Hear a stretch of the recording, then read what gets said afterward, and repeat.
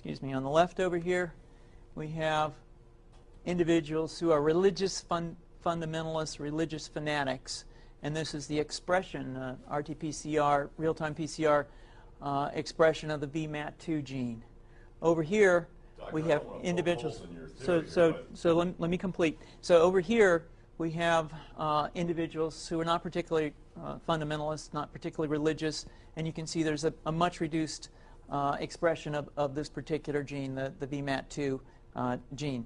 Another evidence that supports our hypothesis for the development of this approach. What you see here is by spreading this virus, we're going to eliminate individuals from donning on a bomb vest and going into a market and blowing up the market. So our hypothesis is that these are fanatical people, that they have overexpression of the VMAT2 gene, and that by vaccinating them against this, we'll eliminate this behavior. So we have some very, very remarkable data in this next slide. Here we have two brain scans. These are fMRIs. These are two different individuals with different levels of expression of VMAT2. On top is an individual who's a religious fanatic, an individual, and we've repeated this numerous times, that has high levels of VMAT2. Now, this individual down here who had low levels of the VMAT2 gene, this individual would self-describe as not particularly religious. In each case, these individuals were read a religious text. This individual lit up the right middle frontal gyrus, shown here, and that's a part of the brain that's associated with theory of mind. It's a part of the brain that has to do with intents and beliefs and desires.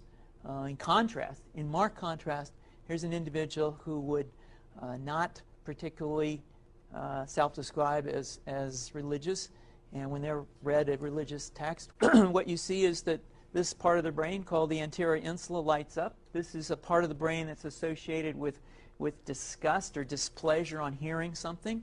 So you're suggesting I take a CT scan with me when I'm evaluating people to determine whether I put a bullet in their head?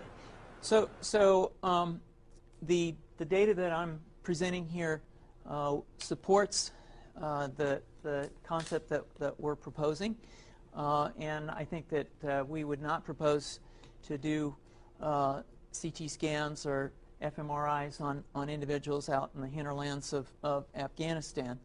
The virus would immunize against this VMAT2 gene, and that would have the effect that you see here, which is it's essentially to turn a fanatic into a normal person.